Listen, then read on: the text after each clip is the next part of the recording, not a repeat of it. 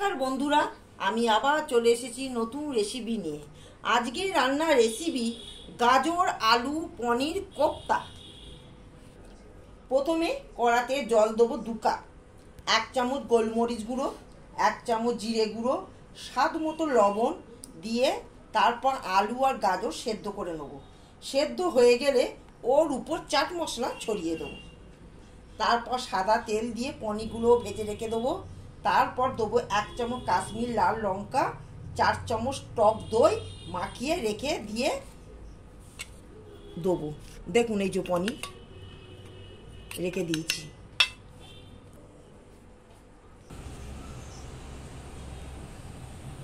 বন্ধুরা, প্রথমে আমি কাঁচা লঙ্কা আর গোটা জিরে এর ওপর দিয়ে দিলাম তেলের ওপর।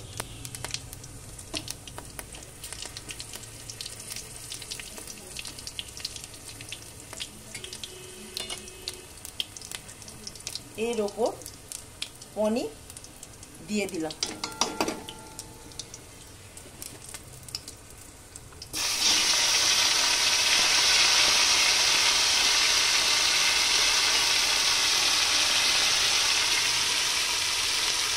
আলু গাজর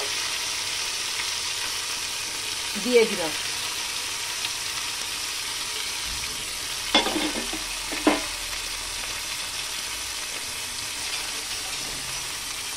দিয়ে একটু নাড়তে হবে।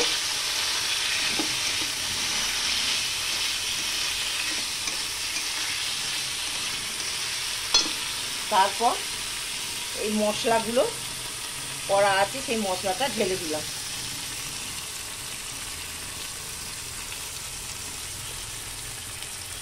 এই মশলাতে আছে হলুদ লঙ্কা গুঁড়ো 1 চামচ, আদা বাটা 1 চামচ দিয়ে ভালো করে কষে নিতে হবে। বন্ধুরা, আমার গাজর আলু পনির কোপ্তা হয়ে গেছে।